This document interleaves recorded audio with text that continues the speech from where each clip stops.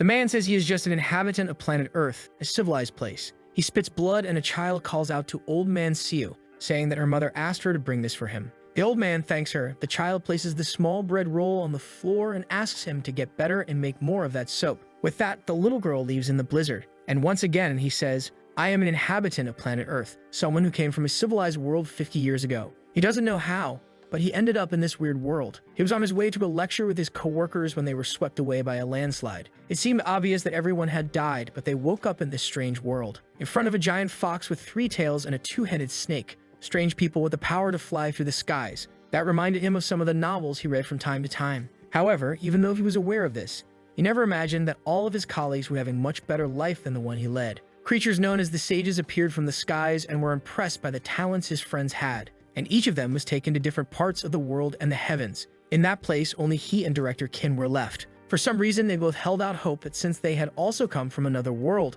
something special would eventually happen to them. However, as time began to pass, they realized, he and director Kim, that there was nothing special about them. All they could do was manual labor to survive. 6 months later, the director said he couldn't go on living that way. Putting together the little money they earned, he bought a basic martial arts book, the kind that's sold on any street. Strangely, however, in just 3 months, he mastered the book and became a martial arts master. He started to work for the nation and learned more and more advanced martial arts. Before long, he became a powerful warrior known throughout the world, while the protagonist was left behind. To this day, he still wonders, was there something special in store for him? He always believed so, but time passed and nothing happened. And now, after 50 years, he's just an old man who is going to die alone from a cold. He tried his best to survive. He learned the language of this place, how to write, how to earn money. He bought a small plot of land and built his own house. Using his knowledge from Earth, he made things like soap, for example, to sell and make money. This world was much less civilized, and he knew of some concepts that were new there. But the martial world here is competitive. His recipe was quickly stolen, and the guys with much more money invested in a much larger scale production,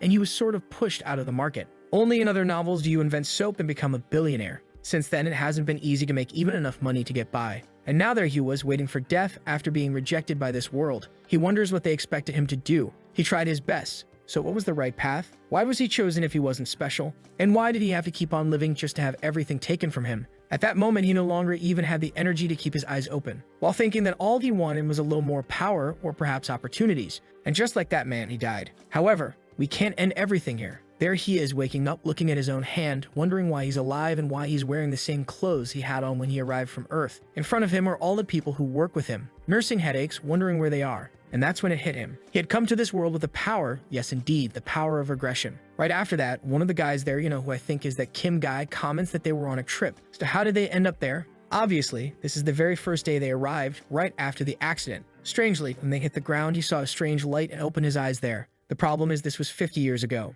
It's hard for him to really remember how things worked. Someone is calling for manager Seo, and while our boy is there wondering what he should do now that he has regressed. In most regression stories, the person abuses their knowledge of the future. However, all he learned was how to make soap, and he doesn't even remember the past because he ended up living for too long. At this, the guy was calling for him shouts, calling for Seo Yun Ryam, and tells him to look over and stop ignoring everyone. Our boy is about to apologize for not turning around, and the guy just punches him in the face out of nowhere. The girls there and the others just stand there with their mouths open, confused. The guy who called him said he's an idiot, that he must have fallen asleep while driving and made everyone fall into that hole. Apparently, the guy has no idea that they actually died, since he says almost everyone died. My friend, let me tell you a little secret. Rian, however, had forgotten. It had been a long time, since anyone had even called him manager. That's why he didn't realize this guy was referring to him. And the guy asks if manager Seo is trying to lose his job the moment they get back. The protagonist recognizes the guy as section chief Jun Myong-hoon, the son of a butterfly. A scumbag who only got the position because he's the son of some director or something like that.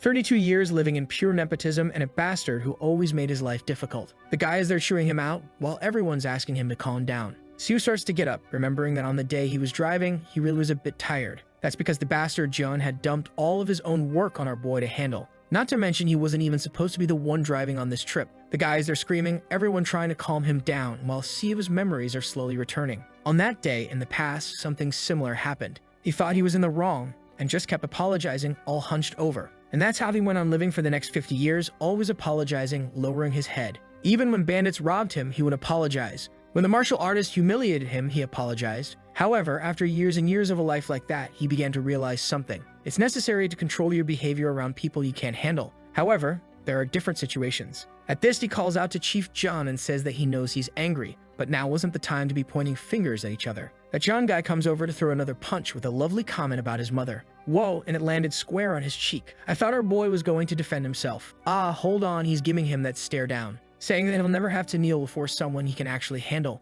and he serves one right back to his cheek. Everyone stood with their mouths agape as he moved forward, saying that in his past life he had been beaten by countless martial artists, an uncountable number of times. He lands another direct hit and he remembers. The bandits were much more aggressive and he would get beaten up even for just gathering herbs on the mountain. The same thing would happen when he didn't pay his taxes. And now there he is, beating the hell out of the guy. In this violent world, he had managed to gain something that these people at this moment did not have. He knew exactly how the human mind worked. The moment you land a punch right in the eye, fear is amplified. After taking a few more, only 2 words instinctively leave the mouth. Right then, John, trembling all over, just utters the famous line, "I'm sorry." The protagonist might not have the mythical talents that those sages from the heavens seek, or the martial prowess necessary to become famous in this world. However, he did have the ability to change his destiny. That fool John is there with his hands on his head completely subdued, while the others call out to CEO and ask him to calm down a bit, How could he beat up his coworker like that? Our boy immediately plays the normal person card, saying that he accidentally lost his head and offers a sort of apology. Manager Kim says that there's no point in apologizing to them.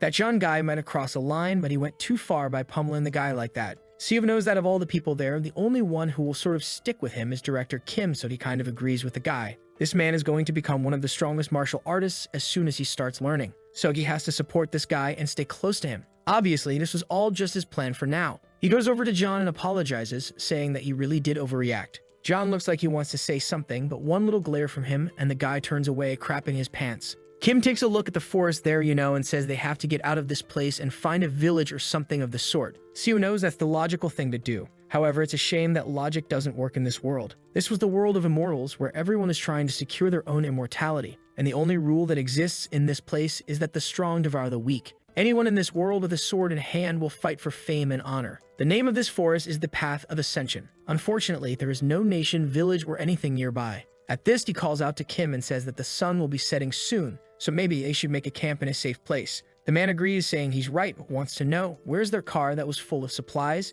If they could find that, they could survive easily. Our boy already knows it's a shame, but that car will not be found under any circumstances. The problem is they won't believe him if he just says that. He can try to convince these guys that it's impossible to find the car. He has another plan. He says that the best idea for now is to split up. One team looks for the car while the other team sets up camp. That way they secure both opportunities. Since it's a logical decision, everyone ends up agreeing and night falls. Obviously, they didn't find it and they built a campfire. The blue-eyed girl, whose name I still don't know, wants to know where the car is. They were in a landslide, so where did the thing end up? Kim and everyone else comments that nobody has a clue. She's asking the wrong person. Everyone there is lost. The group is eating some kind of chestnuts, which are pretty tasty, and Seo says he found more on the way, so they don't need to worry. At this, the manager praises him, saying that the situation is very difficult, but thanks to him, things aren't getting too complicated. Ever since the company, he knew he was a person they could count on. And now he remembers that he was probably very tired since John had dumped all of his work on the boy. The other girl with the yellow eyes says that the manager has indeed always been very diligent. The little devils are all laying on the parades, right? It's a shame he already knows these wretches are all going to abandon him.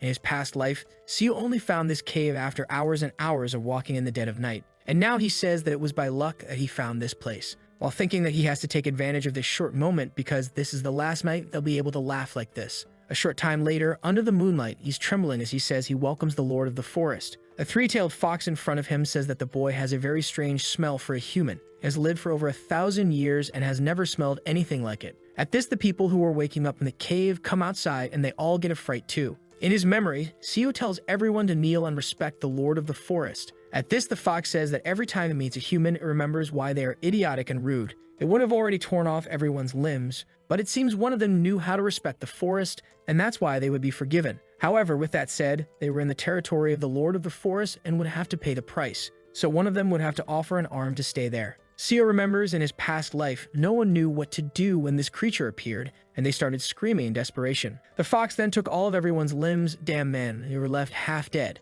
At least this time, the fox seemed to be appreciating the way he acted. The creature, however, licking its lips, wants to know who's going to give an arm. Seo had already seen everyone lose all their limbs in his past life, so this wasn't such a big deal. A single arm from one person was a small price. Besides, those guys would arrive suddenly and heal everyone. That's how they survived. Not to mention, knowing that something like this could happen, he had even prepared an herb that helps reduce the pain. And at this, with sheer guts, he says he'll offer his arm. Everyone is startled, and the fox doesn't hesitate for a second.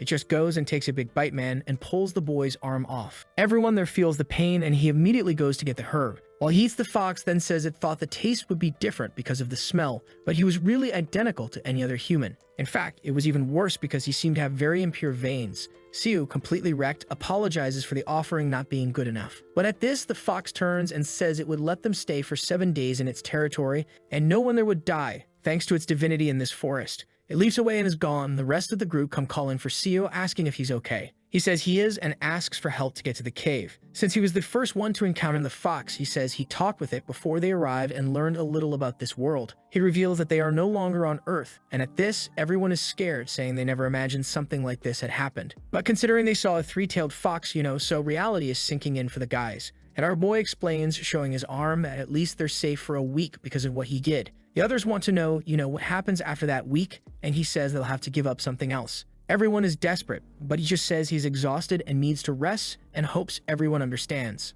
Night falls, and apparently Jung said something because everyone is against him. The protagonist is listening to the guy asking who's going to give up an arm and a leg in a week. The guy in the Adidas tracksuit says that even so, they can't just give up on Siu like that. He was very useful and was the person who found the place, right? And he even gave up his arm. Jung says they should make the most of his presence, and then discard him. He's already lost an arm anyway and won't last long. For now, Jung is making his little plans, but our boy is over there without an arm and farming aura with his hand in his pocket. And from what he heard the guys talking about, it seems they want to imprison him to offer up one of his limbs every week. He picks up a big-ass rock, saying he wasn't too thrilled about that. However, with the violence he learned over the last 50 years, it would be easy to finish off Jung, even without an arm. The guy is there with his back turned, talking while he questions whether to kill him or not. He takes a deep breath, drops the rock, and says not for now. Fear must be influencing everyone's judgment at this moment, and if he's too cruel, it will only complicate the future relationships he needs to build with Director Kim. At this, he hears someone telling Jung to shut up or they'll break his legs. Sia realizes that even though Jung is full of plans, there were still people on his side. Night falls and another day arrives. Unlike the fox that ate an arm, the two-headed snake that appeared only asked for a little blood. This same snake in the past life sucked their blood, even though the poor souls had no limbs left, no feet, no arms. This time, that Chief Guy offers his little arm for a suck, and the snake took a quick taste and left. That's because the human's blood this time was the worst it had ever tasted. It didn't want any more. Siu knows it didn't like it because that guy's blood is bathed in alcohol and nicotine, on top of the boy's cholesterol. At this, he tells John Mingyong to come with him to get some herbs. It's kind of disrespectful to have called the guy by his full name, but Siu just asks if he's hungry or not. The guy says yes, so he tells him to come on because he's going to show him which herbs are edible. He's already planning to give his arm to the fox next week too, so if he dies, he needs someone like him to know these things. John is all awkward there, right? This is exactly his plan, and he says it's good to know that and thanks him for sharing the information. However, Siu knows very well, man, the fox isn't coming back and this guy won't even have a chance to make use of this information. Next scene, he's chewing out the fool John, asking how many times he has to tell him not to pick the wrong herb. The guy's all like, I'm sorry. And our boy says it seems like he's trying to kill everyone. He keeps chewing the guy out, taking advantage of the passive aggression from his past life. John tries to explain that he needs a break. He's been digging for these herbs non-stop. However, Siu knows that this bastard did everything he could to punish him from the very first day he was at the company. And with that, he just tells him to get back to work, that they have to finish this before the sun sets. A while later, John manages to find a giant ginseng in his hand. He asks if this thing is really normal, and our boy says it seems so. Obviously, the guys have no idea that this is actually a yellow bamboo root. Maybe it's because they're in the Forest of Ascension that they are so full of energy. Normally, that thing grows to the size of a little finger. However, in a place like this, things are different. It's not very useful for those who depend on spiritual energy, but for those who rely on physical strength, it's perfect. Seeing that the harvest is going well, John gets excited and already wants to know how much more they'll find. A while later, looking at the horizon, Siu knew the time was coming. A bright explosion happened in the sky. John fell face first to the ground. Everyone is writhing with their hands on their heads. What's going on? Some guys appear in the sky, saying it's a surprise but found so many talented people. The one in the background in a yellow robe tells Byulko to disappear because they belong to him. The guys are all arguing there while Kim wants to know who they are, what's going on. But one in the black robe comments that only 3 of them had spiritual roots and the rest seemed like normal mortals. He extends his hand, making a golden ball, and throws an attack at Jun. The old man appears excited, saying that the boy really did have the power of the golden thunder. The one who looks like a woman with black lipstick, who I don't know if it's a he or a she, Yuno says it's his turn now and plays a little tune. Right then, the blue-eyed girl starts to writhe in agony, screaming desperately, while the other one celebrates, saying she found a perfect immortal route. The muscular guy puts his hand on the shoulder of that chief oak guy and says he has a sacred body. He will be taken as a disciple of Azura. The guy is clearly kind of scared, not knowing how to respond while feeling the pressure from the man. But the one with the black lipstick says that maybe he'd be better off in the Valley of Ghosts, a perfect place to seek immortality and dominate the heavens. They all seem to be arguing over who gets to keep Chief O, while Kim is kind of confused by everything that's happening. Suddenly, the guy in the golden robe pulls out a small pot and sucks Jun inside, saying that humans are too indecisive and he will take him to the path of ascension regardless. The muscular man sees that our boy lost his arm to the fox and says that he really is very brave. He might just be a regular mortal, but he really was quite a boy. Siu thanks him, but at this, the guys are already leaving, saying their work there is done. They should take advantage of the fact that this forest would be safe for 10 years since they passed through. Kim, desperate, tries to say that they need help because they don't even know how to get out of this place, but the guys have already left. Siu knows in his past life he shouted and shouted but was ignored like an insect, so it's not even worth it. At least just as everyone's bodies were restored in the past life, in this one he got his arm back. Kim, however, wants to know what they are going to do to survive in a forest like this. Strangely, a bunch of stars seems to be heading in a certain direction, and he wonders why. The next day, inside the cave, the girl is suffering, spitting blood. The other one there in the green clothes, I already realized that these girls must not be important, because I still don't know their names. She comments that her friend there in the pink clothes is not doing well. What do we do? Siva just asks to wait a little longer. What if someone shows up to heal her, right? It would be a huge coincidence. The group finds it a bit strange, but right then, someone enters the cave and says that them suffering in this place were like ants trying to defeat a dragon. Kim asks who he is, and the man introduces himself as the Sea Dragon King Si-Huil Nice Sing, first name is our Make Good Idea author. He comments something about controlling the storm and says he saw it was raining here, and that's why he came to this place. The girl lying on the ground somehow used some kind of magic to create this. He finds it strange because she looks like a normal woman, so how could she have so much power? Besides, she wasn't even consciously manipulating the weather, which was even stranger. Seo says that they are the ones who are confused. They arrived in this place not long ago, and powerful people like him keep showing up all the time, because it seems like they are taking his companions. The so-called Huil laughs and says that apparently some colleagues had already arrived there and seen potential in the group. It's almost ironic that now, conveniently, he has also appeared in front of this woman. He then asks if the mortal understands where he is. This was a place known as the Path of Ascension, the perfect passage point to the upper world, and in a few months, the Gate of Ascension would open there. It's something that happens once every 1,000 years. And because of that, countless creatures and people gather in this place to try to pass through this door. And that's why so many strange people are showing up in this place. Seo says he understands, while Kim wants to know why the rest of his colleagues were taken into these sect-like things. Will says that it's really difficult for a mortal like him to understand. For people in this world, it was common to possess magic to increase or decrease the size of things. And probably the guys who took his friends have their entire sect and group inside one of these objects. Their plan is to cross the gate carrying everyone. He himself inside this object as the Sea Dragon's castle stored away. There, more than 8,800 dragons were sleeping. Now, I don't know if he means dragons as in the creatures or dragon members, right? Because he says there that the girl is very peculiar. If she joined the group, she would have the chance to become something extraordinary. Kim asks him to wait, saying he can't just take the girl like that. But suddenly, he just falls to his knees and his eyes are almost popping out of his head. Will just says he will give his blood to her and accept her as part of the group. This was the best solution for everyone there. Furthermore, he will advise them to never get in the way of the intentions of the people in this world. Damn, the boy's head is about to explode and our poor protagonist got caught in the crossfire. Will leaves, saying he is being merciful. Most people would have killed him. With a big thunderclap, he flew off on the dragon, stylish as hell.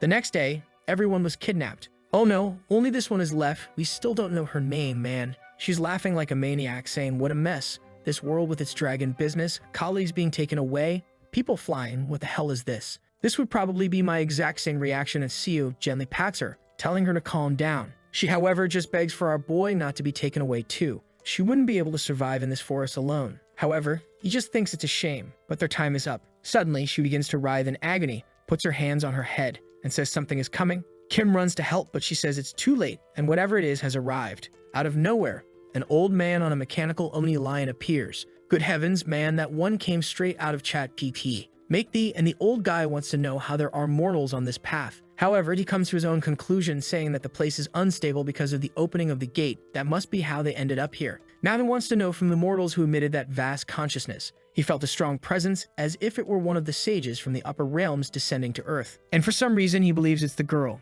The old guy asks the other man to stay there. wanting to know who he is and warns him that she is their colleague. However, the old man just gives him one look and once again Director Kim is attacked. Oh, the poor guy, man. Every person who shows up beats him up, my boy. It's a good thing our boy cushioned the blow so the guy wouldn't die, but geez, his ribs got torn up and the not all peculiar old man went over, took the girl's face in his hands, and said the child will be taken with him. She might not have a good foundation, but with the talent she possessed for consciousness, he can awaken her power. She's crying, calling out for the two of them, but the guy says it's best for her to abandon these connections with the world, especially now that he has already made this offer. At this, the two are flying, and apparently he's going to kill them to force her to accept. She, however, says she accepts if he doesn't kill them, better that way. The old man says it's good for her to forget all the connections she has with the world, and she says that's fine. He lets the two of them go, but then suddenly aims in their direction, saying that if he leaves them alive, she will remain connected forever. Ah, phew. He opened a portal there for them to return to a nearby city. Humble, right? The other guys who came didn't even do that much for the boys. Well, it's true they didn't have much of a choice either, because in reality, they were just sucked into that thing. And through the strange old man's little ring, they could only hear the girl calling for them. But goodbye. The two of them wake up in the middle of an abandoned place, hearing people selling scriptures, selling cloth in a place called Yangak. Siu opens his eyes there in the alley, wondering where exactly he is. Ah, in his past life, he didn't fall into this place, so unfortunately, he doesn't know it. Apparently, that old man told the truth. He threw them into a random place. However, for some reason, he still felt as if it were a little familiar. Shielding his eyes from the sun, he finally recognizes the place where he had once lived for a while. The famous capital of Wanga, the city of Sukyam. From what I've understood so far, our boy has no powers at all, except for the fact that he can regress. So it's the competition of the talented against the boy who goes back in time. A short time later, they're still in the alley talking, and the old guy says he can't take it anymore, he's going crazy. Siu comments that he feels the same way and wish he could wake up as if it were all a dream. The poor old guy scratches his little hair and says that now they're screwed, only the two of them are left.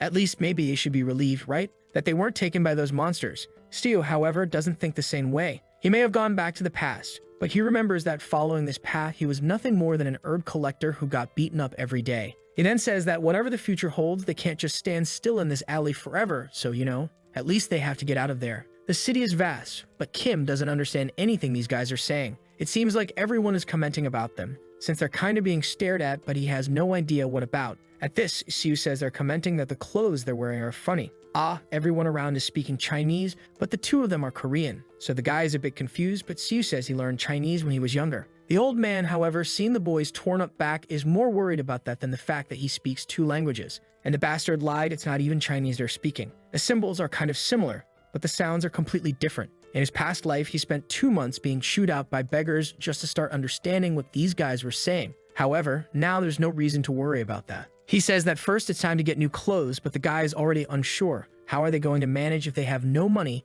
and can't even communicate properly? However, the clever devil went to an herb shop and threw that fat ginseng into the old man's hand, who was shocked. He immediately let him know that this yellow bamboo root was over 800 years old, so he better pay a good price for it. The old guy immediately offers 15 silver ingots, that's some serious bars, and seems like a hell of a lot. Even Siu is surprised. It seems that in his past life he never managed to accumulate so much money. I thought he was going to try to negotiate to show he knows the values, right? But the bastard was a really broke beggar man. He just accepts. A short time later, they're already in a big-ass house that our boy seems to have rented or bought, and he already tells Mr. Kim that he's going to teach him the language of this place. It seems everything worked out well and quite easily. However, that right there is the power of money. The problem is that to get this house, plus fake identities for both of them and clothes, he spent almost everything. He's left with one little silver ingot, and the director can't help but notice that the boy's back is still bloody. Good heavens, go take care of that. It's going to get infected, and you'll have to reincarnate again. At this, Kim says he's going to stop calling our boy manager, and that from now on, he'll be Siu Yun. A little later, he explains that the reason they got all this money was because of those herbs. The problem is, they're going to run out of money when the herbs run out. So the first and most important thing is to find a way to earn money consistently. Mr. Kim already thinks they can sell the rest, save up some money, and start a business. Siu knows that this guy used to manage a relatively large company, so it's not a bad strategy. It'll allow them to live. But just living is no longer enough for him. He went back in time, and in this life, he's going to dream big. He knows that besides that, Mr. Kim is a martial genius. By reading some cheap, random street books, he managed to become a master in a few months. A short time later, he got some more advanced techniques and became one of the greatest masters in this world. But what if this guy learned the advanced techniques right from the start? Maybe he could anticipate the birth of the most powerful swordsman this world has ever seen by at least 30 years. And obviously, with that, he will benefit to the maximum while he is close to him. At this, he calls for the director and comments that in this world, he seems to be realizing that this thing called martial arts is very relevant. Considering that probably if they start any kind of business and have any success, they will need to know how to defend themselves. Director Kim says he's heard of that stuff before, but as far as he knows, martial arts are only taught to those who belong to a sect. So how are they going to learn? Our boy already notices that the man knows a little about the martial world. He's not completely lost. He explains that in this city, there are 7 famous sects. There are the Demon Slayers, the Blinding Sect. No way am I going to say the names of all 7. We'll never remember them. But it looks like I'm going to have to because the Demon Slayer sect uses sword and blade techniques. There's the Buddhist temple, that fights kind of with those Karate Kid moves. There's the House sect, which are the smart ones, and the sect of the 7 mysteries. It seems 3 of these are demonic sects, and not much is known about them, other than the fact that they have proficiency with witchcraft. And obviously, they do a lot of illegal things. He asks which of these Kim seems to like the most. Gul replies that he likes, obviously, the Demon Slayer sect. A true master in a place like this has to use his sword and learn blade techniques. Kim is impressed. He didn't even need to convince this guy to follow the exact same path he took in his other life. Kim wants to know, however, how does he already know all this?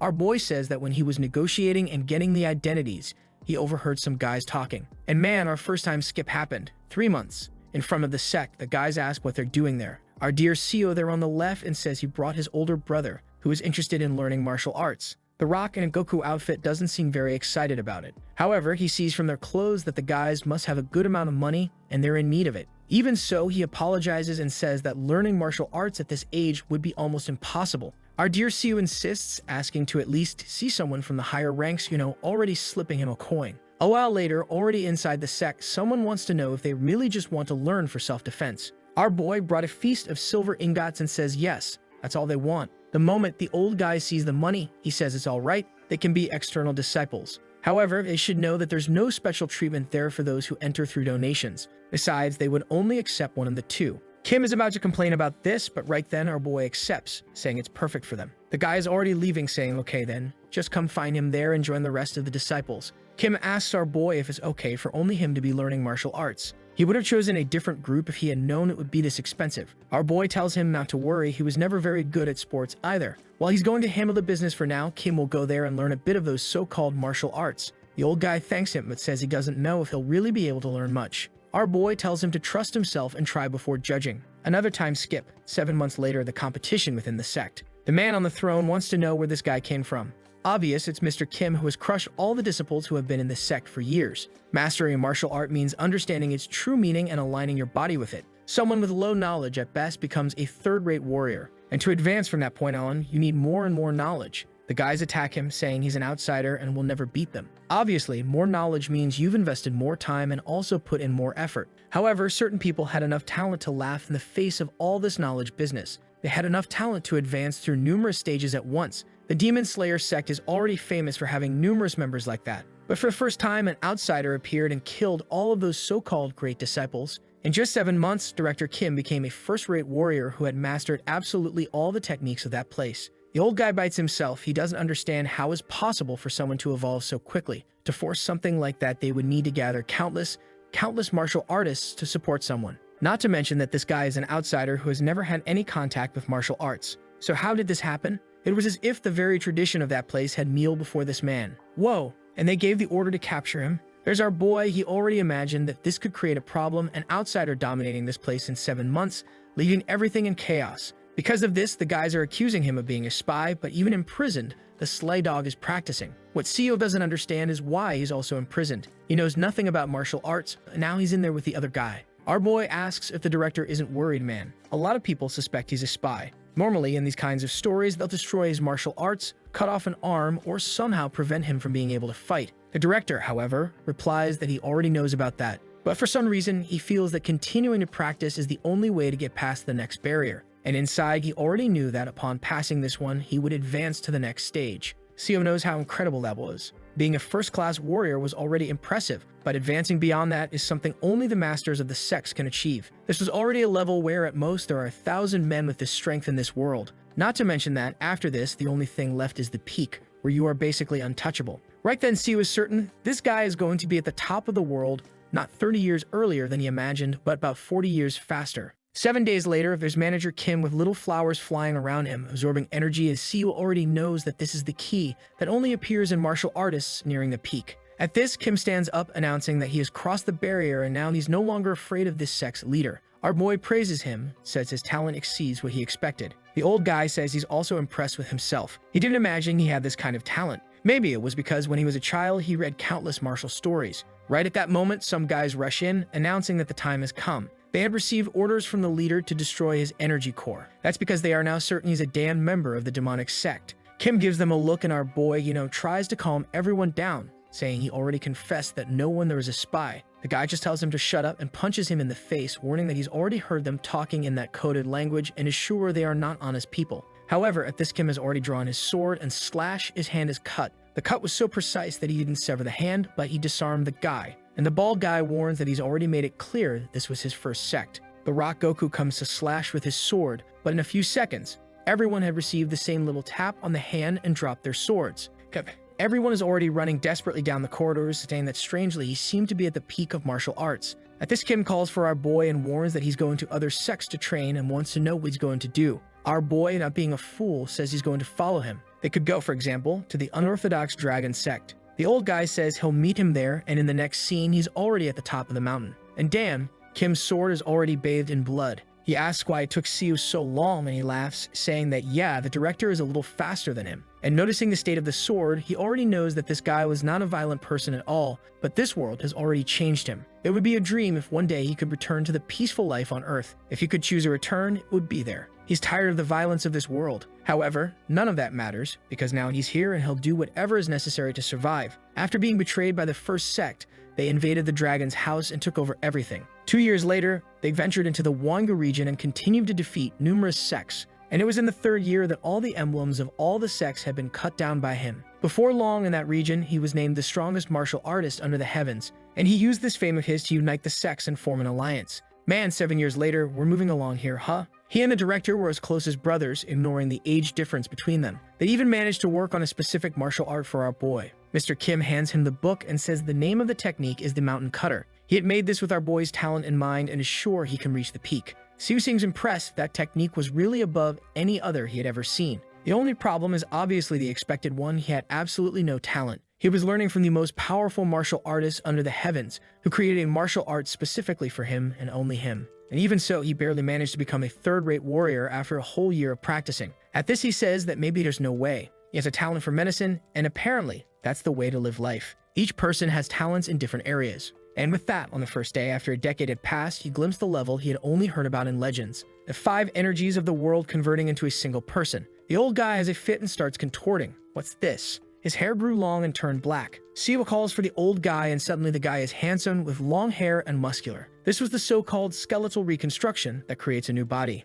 Next chapter, our boy says that the guy, is looking younger than him, and Kim responds that he really does feel full of life, as if he could do anything. Our boy congratulates him, saying the world is going to be scared of this skeletal reconstruction. At this, Kim stands up and says he'll have to pass on the succession of the martial alliance to someone else soon. Our boy wants to know who he's thinking of, and the guy says that there are some talented people, but no one really understood the essence of martial arts. Seo comments, that he's the only one extraordinary enough to know what that really is. If he's expecting to find another genius like himself, it's going to be difficult. Kim, however, looking out the window, said that even when trying to lower his expectations, there was no one who was worthy. And we've jumped forward another 15 years. It's been 35 years since our boy began his life on the path of ascension, and now he's already 65 years old man. He's curious to know what Kim is doing. A year after the skeletal reconstruction, he passed on the position of leader to someone else and left. He wanted to be able to retire with that guy, but he had to stay in this place to take care of the strategic part of the alliance. Kim said he'd like to travel through this world much more. Maybe that's why he couldn't come to our boy's retirement ceremony. He's walking through the garden saying that this place is too silent and quiet. He bought this beautiful mansion with the money he got from his retirement. The only downside is that it was too big, and he was all alone. At this, there's someone there in the middle of the bushes, and when he takes a look, it was Kim. I'm still not used to him with long hair. Our boy wants to know where he's been and why he's only showing up now. However, he just falls back onto the grass and calls out for Seo, and he tells him that he really believed he was blessed in martial arts. Our boy says that of course he was. If he's not a genius, who would be? His friend replies that yes, in this world of common mortals, he really was not ordinary. The protagonist laughs, of course he wasn't ordinary. However, Kim then says that he fought against a true practitioner, one of those from 35 years ago, like that guy who flew and took their friends. Siva knows that these guys don't reveal themselves easily. They are like shadows that control the entire world from the darkness. And as the martial alliance they created gained more and more power, these guys started wanting to influence them. No one could stop these guys because opposing them was like opposing the nation itself, and that's why any rule given by them was obeyed. That's why Kim left this place. He wanted to fight against these guys as an individual and not as a master, especially since that could affect the alliance. Kim then says that they were extremely difficult to find, but he located one. Most ignored him, saying he wasn't worthy of a fight for being immortal. They all disappeared, used illusions, and none of them wanted to fight. However, 5 years ago, he finally got a duel. Siu asks if he won, and the guy says he won. The protagonist praises for not being the leader and doing this, otherwise they would have paid the price. Kim then says that he put his whole life on the line in the fight against this guy, and all he managed to do was a small cut on the tip of his finger. The truth is, the guy made a bet that if he made even the slightest cut, he would theoretically win, so that's kind of how he was considered the winner. Steele right then says this guy must have been one of the top 10 strongest, something like that. However, unfortunately, that wasn't the case, man. He was actually at the stage of one of the weakest. In comparison to mortal martial artists, this guy was basically like someone who just entered the second stage, extremely basic. Siu says that's impossible. He already knew that in his past life, these guys were ridiculously powerful creatures. However, he's sure that Kim is someone who has reached the pinnacle of humanity. He could deliver numerous cuts while seeming to float and was untouchable. This guy in front of him was a genius, so how did he only manage to cut the tip of a random cultivator's finger? And at this, Kim tells him that he has lived his whole life as a frog in a well. They don't stand a chance against these guys who are basically walking natural disasters. However, he has something to say. Even so, today he cut off one of their hands. Our excited boy asked if he managed to win, and he says no. The guy put a talisman on his hand, regenerated, and that was it. The problem is that now he realized he has reached the limit of martial arts, and today he's here to say goodbye to our boy. That's because when the guy saw his willpower and his training, he said he would accept him into the sect. He would no longer be a martial artist, but would instead begin the path of immortality. Seo says that's impossible. To become a cultivator means to abandon mortality. However, something like that can only be done if the person possesses a spiritual root. And Kim then explains that his skeletal transformation is basically him reaching the same level of talent that a cultivator is born with. Someone as brilliant as him needed to train his whole life to reach the minimum that these guys possess. He makes a cut in the void and says he's leaving. The crazy guy is literally entering another planet, saying he's going to leave one last gift for our boy. Before he can respond, he's left with the scroll and the guy has disappeared. The manuscript was a record of how to transcend and achieve cultivation through martial arts. Stu, however, wanted to know where his friend was going without him. And with that, time passed. Once again, there he is coughing, saying that this world is cruel. It's been 50 years since he arrived in this world. However, there he is again, dying from a random cold, just like in his past life. Destiny was something that it seemed a human, no matter how much they tried, could not escape. In the end, the only thing that changed was the house and the clothes, but he died on the exact same day. At this, he is sure he lived life to the fullest. He didn't want to have any regrets like in his past life, so he kept himself as busy as possible, studied as much as possible, practiced as much as possible, and never even bothered with marriage or normal things. It was because of this that he managed to unite all the martial sects in the region. He achieved fame, wealth, and everything the mortal world had to offer. So why now at this moment did he have a feeling of emptiness? Could it be that if he and Kim had tried even harder, they would have reached the heavens? Unfortunately, his body will not find that answer. All he could feel was a deep sense of powerlessness. Truly, it was another life of disappointments. This marked the end of the second regression and the arrival of a like on this video that helps Mamoru make more juicy content for his viewers. Activate the cheeky little bell and mount. Last note, I'm excited to see what else this series has to offer, man. He's going to live several different lives, enjoying different things, and what the conclusions will be. What will he learn in each one of them? Interesting. So there's potential here. I don't know about you, but I see this potential, you know. That's it, Saya.